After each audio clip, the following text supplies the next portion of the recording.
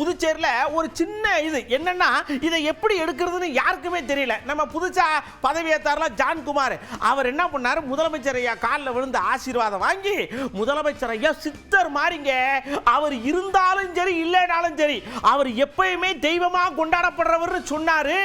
எல்லாருக்கும் திக்கு முக்கு ஆகி போச்சு, அடிவகத்தில் பெராண்ட ஆரம்பிச்சிருச்சு.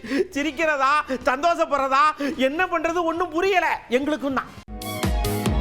இன்றைக்கும் அவர் வந்து தெய்வமாக வழிபடுவாங்க. நீங்கள் பார்க்கலாம், சனிக்கிழமையில் பார்த்தீங்கன்னு வச்சுங்களேன், அவர் உங்கள் கோயிலில் அவர்கிட்ட வந்து எல்லாரும் திருநீர் வச்சு அவர் ஆசிரியா நல்லா இருக்குன்னு சொல்லிட்டு எல்லாரும் வந்து கடத்துறதுலேருந்து அவர்கிட்ட ஆசீர்வாதம் வாங்கினா நல்லா இருக்குன்ற ஒரு நம்பிக்கையோடு பண்ணுறாங்க. எல்லாரும் சிறப்பாக இருக்கிறாங்க.